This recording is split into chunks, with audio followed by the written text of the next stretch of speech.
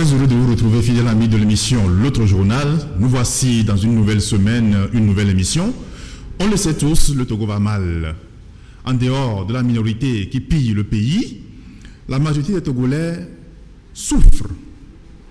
La colère monte au sein de la population.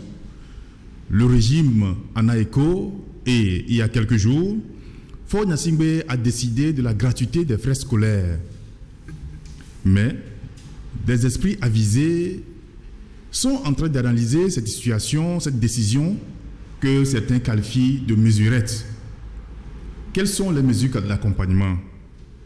Quelles en seront les conséquences quand on sait déjà que la gratuité de la scolarité a fait beaucoup de victimes dans les établissements scolaires? Nous allons analyser toutes ces questions sur ce plateau avec nos invités, Ferdinand Haïté et Joël Ega, qui sont nos invités de ce numéro. Et Joël, bonjour. Bonjour, fidèles du rendez-vous et bonjour à Ferdinand, comme tu l'as annoncé. Voilà. Bienvenue dans cette émission. Merci. Ferdinand, bonjour. Bonjour, bonjour Joël. Bonjour à tous ceux qui nous suivent sur la page YouTube de l'Alternative. Merci d'avoir répondu à notre invitation pour ce nouveau numéro de l'Autre journal. Nous allons commencer avec un sujet, tout le monde l'a appris la semaine dernière, cette bavure militaire qui a conduit au décès d'un compatriote togolais de l'autre côté de la frontière ghanéenne. Joël, tu étais au courant, tu as appris la nouvelle la semaine dernière. Une histoire de 4 cimes, de 4 mémoires, on ne sait plus, puisque selon le communiqué officiel, c'est une 4 cimes, mais selon les proches, c'est une 4 mémoires qui a conduit des militaires à bastonner un individu jusqu'à ce que ce dernier décède. Oui, nous avons suivi avec grande indignation, mais pour nous autres analystes qui constituent des lanceurs d'alerte sur cette prescription des valeurs dans le comportement de certains Togolais. Nous avons chaque fois dit, nous avons chaque fois alerté que non, on va loin, on en abuse, on va trop loin, et nous sommes en train ces comportements sont en train sérieusement de déchirer le tissu social. Alors, bon, on nous a pris, enfin, on nous a nargué. Aujourd'hui, ces individus, ces personnes-là qui sont imbues de cette volonté, de cette mentalité brutale de régler chaque fois, par laquelle ils ne règlent pas chaque fois le problème, mine de rien. Ces individus sont en train d'exporter ce comportement. Peut-être c'est la dynamique de la nature aussi pour arriver à débarrasser la nation togolaise de ces hommes-là. Sinon, comment comprendre qu'un individu qui est l'ami de ces militaires-là, qui à chaque fois travaillé pour eux, il s'appelle à tuer à toi, et pour une histoire banale de 4 cimes, comment est-ce que ça peut aboutir autre part pour une histoire banale de 4 cimes? Et cela montre que en fait on forme notre armée pour tuer. On forme l'armée pour tuer et non pour respecter l'individu. Or, le premier devoir de l'armée, c'est le respect de l'individu, la protection de la nation, la défense de la nation. C'est-à-dire que comme le colonel Yak même le dit, dans les règles de l'art. Et l'autre élément qui est curieux, pourquoi c'est pas la ministre des Armées qui fait le communiqué, c'est le ministère de la Sécurité qui fait le communiqué? Les hommes entrayés là, ça y est, les soldats sont sous le contrôle du ministre Yark. Pourquoi c'est lui qu'on envoie? On n'envoie pas celle-là qui est responsable des hommes entrayés. Ça veut dire que il y a des problèmes dans le commandement. Il y a plusieurs problèmes dans la gestion même de l'armée. Mais je voudrais revenir sur cette facilité qu'on a à enlever la vie aux autres de la part de certains Togolais. C'est-à-dire, mine de rien, on choisit d'éliminer l'autre on choisit de le faire passer au trépas. Et c'est quoi c'est à la fois révoltant, mais ça doit être inquiétant pour la nation que nous appelons, que nous autres nous appelons, c'est l'exercice que nous faisons sur ce plateau. On n'appelle pas la haine, on n'appelle pas au règlement de compte, on n'appelle pas la chasse, on n'invite pas la chasse aux sorcières, mais nous appelons chaque fois à ce que chacun élève son esprit, assainisse son esprit, que les gens quittent l'âge de la pierre taillée pour arriver à l'âge de la pierre polie, pour qu'on puisse construire une nation vivable où on se sourit de cœur, quoi. Merci beaucoup, Joël. Et Ferdinand, presque la même question. Encore un décès entre les mains des militaires togolais. Cette fois-ci, de l'autre côté de la frontière. Oui, mais c'est bien triste, mais vous savez que cela s'ajoute à une longue liste de bavures. Ce n'est pas la première fois qu'on assiste à ce genre de choses. Il y a eu des élèves dans ce pays de bas âge qui ont été fusillés au cours d'une manifestation à Dapaon. Ça fait quelques années déjà. Il y a de cela moins de 2 ans, on a vu un responsable de l'armée, et pas n'importe lequel, à Goignivé avec un fusil à lunettes dans une manifestation de rue. Après, il y a eu un garçon qui est décédé. On ne sait pas véritablement qui l'a fusillé. Jusqu'à ce jour, les gens oublient que ce garçon n'est pas toujours enterré. Il est toujours à la morgue de Thiévi. Ça fait quoi, banalement 3 ans maintenant que ce garçon, ce petit mécanicien a été fusillé. Et donc, si la hiérarchie de l'armée se livre à ces genres de pratiques totalement, je ne sais pas comment je dis ça, indignes des êtres humains, pourquoi les troupes n'agiraient pas comme leur chef? Parce que ça devient comme la norme, puisque le chef a agi comme ça, les troupes peuvent se permettre aussi de s'amuser avec la vie humaine. Et c'est ce que Joël venait de le dire, c'est quand même indigne, quand même d'une armée, même quand vous êtes en temps de guerre et que vous arrêtez l'ennemi, les conventions internationales auxquelles nos États ont souscrit disent qu'il faut protéger l'ennemi. On ne le torture pas. Une fois que l'ennemi est désarmé, on ne le torture pas. C'est pour ça parfois on parle de crimes de guerre ou des choses comme ça. Mais ici, ces militaires-là sont amis à un jeune homme. Tous à la frontière, ils font leur business. Parce que quand on parle de la frontière, c'est le business qu'on a tout le temps décrit ici. Voilà, avec la Covid, les enchères, les affaires marchent bien. Donc, ils sont à la frontière, ils cotisent les sous, le soir, ils se partagent. Peut-être que ce gars, c'est lui qu'on envoie acheter, c'est pas de la bière, d'acheter peut-être des brochettes et tout ça. Et on envoie charger le téléphone. On l'envoie acheter charger le téléphone, et puis après, cet incident s'est passé. Et je suis convaincu que si ce n'était pas un Ghanéen, on n'aurait pas eu droit à ce communiqué-là. C'est parce que c'est un Ghanéen qu'on a été obligé de publier ce communiqué.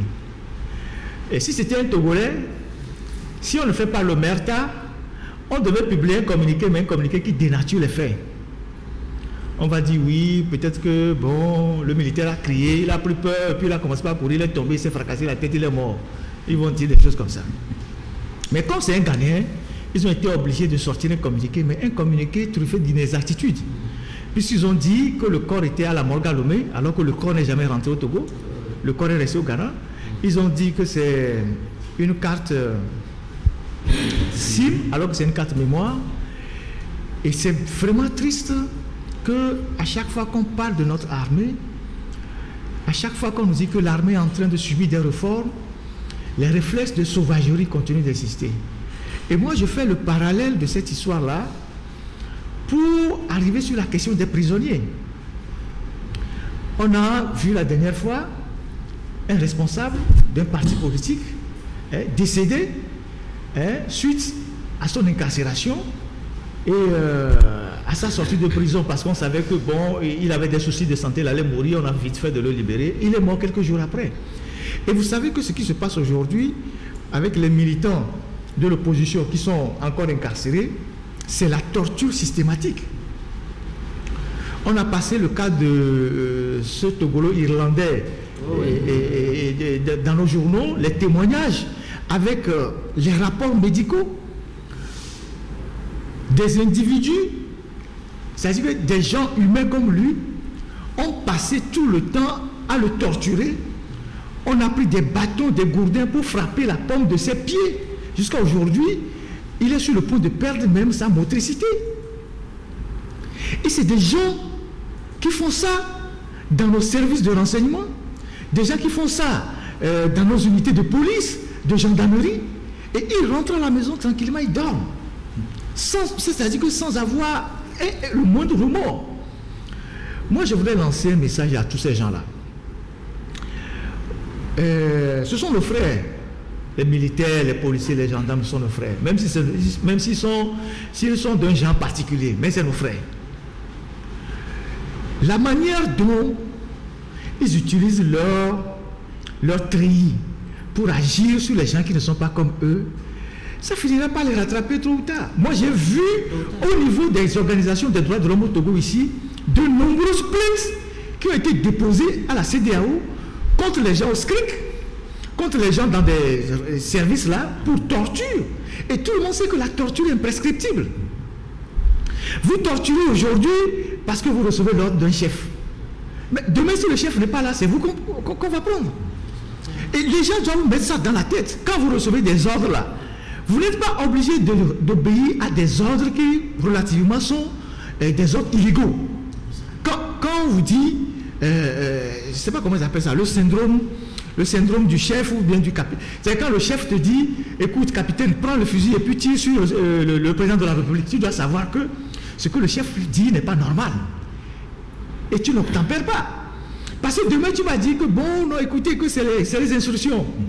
Ce ne sont même pas des instructions écrites. C'est verbal. Les gens qu'on a jugés au tribunal de Nuremberg, quand Hitler est tombé, ils ont dit non, que c'est le Führer qui a dit de faire ci, de faire ça. Ils ont été tous condamnés à mort, exécutés. Parce que Hitler lui a dit à mort. Donc, un système comme le nôtre, les systèmes politiques, il n'y a pas d'assurance vie. Hein. Du jour au lendemain, on peut vous dire que le système s'est écroulé, comme on voit au Mali, tout ça là. Et puis, vous commencez, c'est la débandade. On va vous arrêter un à un. Donc, ceux qui ont de la famille parmi ces agents de force de l'ordre, ceux qui ont des époux, ceux qui ont des frères, il faut parler à vos frères. Personne ne vous dit de ne pas arrêter les gens. Si des gens sont en infraction, vous pouvez les arrêter. C'est votre, je ne sais pas comment dire ça, c'est leur rôle, c'est leur mission. Si les gens sont en infraction, vous pouvez les arrêter.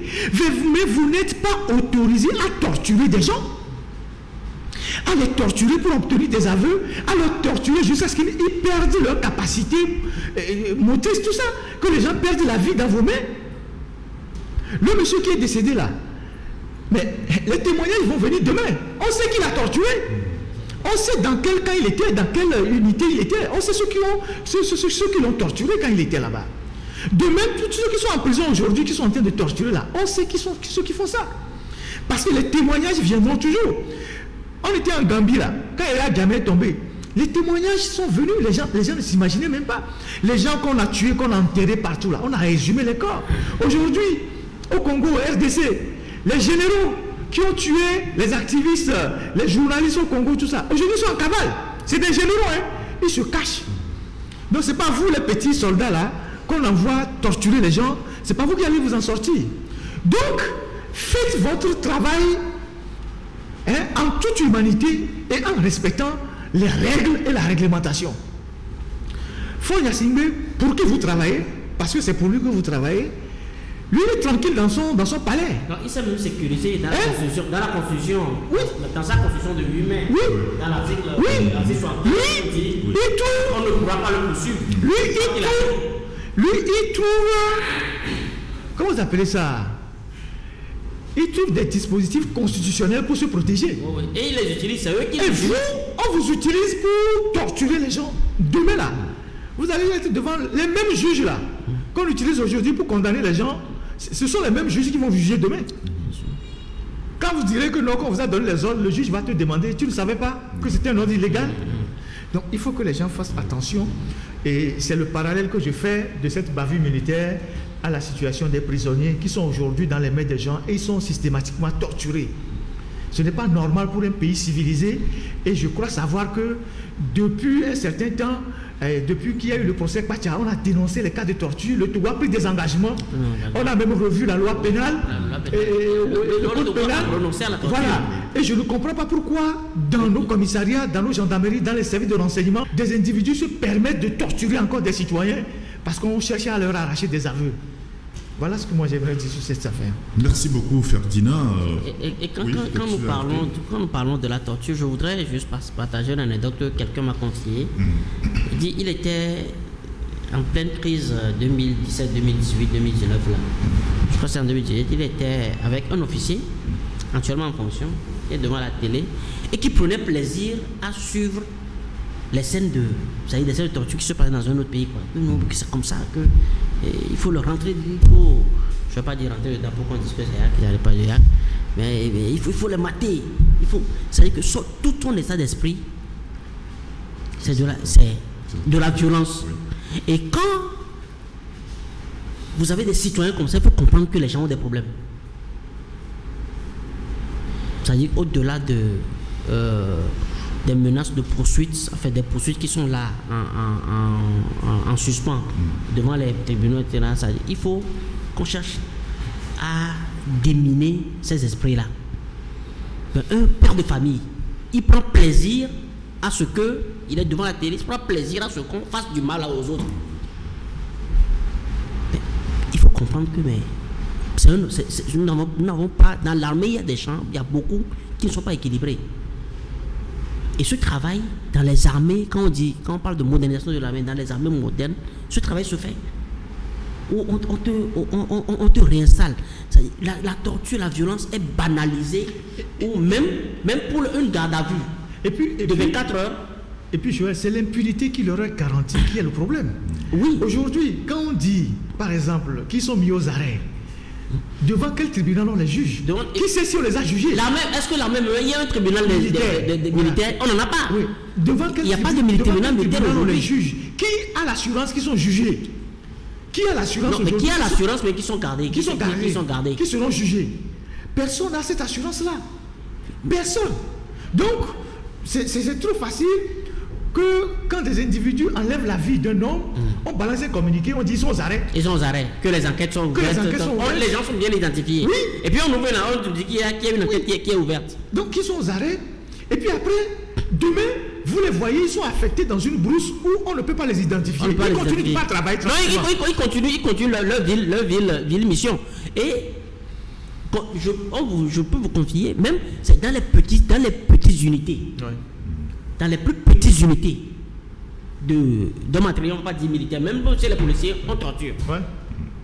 Pour le jeune homme qui a été condamné pour escroquerie des barons là, l'affaire des 40 millions. Ouais, c'est ça. L'affaire des 50 millions. Ouais. On l'a torturé. Pour lui arracher son aveu, on l'a torturé. Mais finalement, même pour un voleur de poulet, on le torture. Ouais. Même si tu te disputes avec ta femme, elle va se plaindre au commissariat, on te torture. Hein? Peut-être que tu as ce qu'on qualifie d'outrage à l'officier, peut-être il t'arrête. Tu n'obtempères pas, etc. On te torture. Pour rien du tout, on te torture. Finalement, c'est peut-être parce que tu n'as pas salué l'homme en treillis, ou bien tu l'as un peu dérangé, on t'amène, on te torture. On a banalisé la violence, l'esprit. Ferdinand parlait tantôt de la garantie de l'impunité qu'on leur donne. Ouais. Mais on détruit même les citoyens. On détruit même les citoyens. Et c'est pourquoi, vous voyez, lors des bras de fer politiques, enfin des rendez-vous politiques comme les élections de chaque fois, c'est eux qui sont les premiers à crier non à la violence, non à la violence, non à la violence, parce que ils savent que la violence, ça dit qu'ils sont à un iota de passer à la violence, juste parce que peut-être tu les critiques. Parce que c'est là que ça commence. Quand tu refuses le débat contradictoire, quand tu refuses qu'on pose des questions sur ce que tu fais, c'est déjà le début de la violence. C'est déjà le début de la violence. C'est-à-dire que tu es brut. C'est celui qui est brut, le Léviathan. Le Léviathan, dont Thomas Hobbes parle dans son livre. Impossible même de donner même son observation. Donc on a des Léviathans partout, des petits Léviathans qu'on crée, juste parce que ça arrange certains qui dans leur calcul se disent non, ben, de toute façon, le pouvoir, il est encore le jeune, on va le maintenir encore à 10 ans, 13 ans, 10 ans, 15 ans, 20 ans. D'ici là, moi je serai à la retraite. Et j'ai assuré l'avenir pour mes enfants. C'est aussi ça. Ça veut dire que c'est comme ça qu'on a réduit la mentalité. Mais ils ne sont pas pour autant sortis d'affaires quand ils font le sale boulot, quand ils ont des problèmes. Parce que nos armées africaines, particulièrement des armées comme l'armée togolaise et tout ça, les gens obtiennent leur promotion par le sale boulot, par les clans, parce qu'ils sont protégés par ici. Le jour où votre clan tombe, vous tombez avec. Oui, on a vu les hommes de Sanogo en Mali. Oui, on a vu ici, quand l'affaire Pacha s'est passée, tous ceux qui se sont été identifiés comme des pro-Pacha dans l'armée, ils ont été mis à l'écart. Aujourd'hui, il y a plus ou moins des gens qu'on est en train de mettre à l'écart parce qu'un de leurs parrains n'est plus aux affaires. Effectivement. Oui, donc, et quand on leur explique ça, ils ne comprennent pas. Et tout le monde sait que la majorité de nos militaires sont à part une minorité d'officiers, vivent dans des conditions assez difficiles. Quand ils finissent leur carrière, ils vont dans les agences de sécurité, les sociétés de gardiennage. Ils deviennent des sociétés de gardiennage et ils deviennent des agents de sécurité pour joindre les deux bouts parce que j'ai vu tout à l'heure un monsieur qui est arrivé ici avec un dossier et il me dit qu'il était caporal dans l'armée et qu'il est à la retraite il y a 24 ans. Il est très en bonne santé. Ça veut dire qu'il est parti à la retraite très vite. Parce que quand tu n'évolues pas tellement en grade, 20 ans de carrière ou combien, tu pars à la retraite. Imagine qu'on t'a recruté à 19 ans et tu n'as pas eu de grade pour avancer. À 41 ans, tu es à la retraite, 41 ans, tu es encore jeune. Et donc, tu vas faire les petits boulots, gardiennage, docker au port et tout ça. Et c'est là où ils redeviennent humains. Parce qu'ils sont sortis de leur biotope où ils pensaient qu'ils étaient eux, ils viennent avant le bon Dieu. Parce qu'ils ont un fusil, un treillis. Donc, ils retournent à la vie civile. Et maintenant, ils deviennent dociles. Quand ils te voient, ils disent chef, voilà. Et on reçoit des gens ici qui viennent tout le temps dire que bon, ils sont dans telle société de gardiennage, on ne leur paie pas bien, ils sont ici. Et tout ça, c'est des anciens militaires. Donc, il faut que les gens réfléchissent. Le peu de temps que vous avez à passer dans l'armée, même si vous êtes officier, vous allez jusqu'à 30 ans de carrière, un jour vous partirez à la retraite. Et quand vous partez à la retraite, une retraite pour des officiers au Togo, c'est combien? C'est pas grand-chose. À part ceux qui ont fait des trafics, ils ont beaucoup d'argent, ils vivent tranquillement. C'est des pécules. Et donc, il faut que les gens prennent conscience que dans l'exercice de notre travail de tous les jours, nous n'avons pas enlevé la vie humaine, à moins que ce ne soit pas nécessité. À moins que c'est pour protéger peut-être la nation qu'on soit obligé de le faire.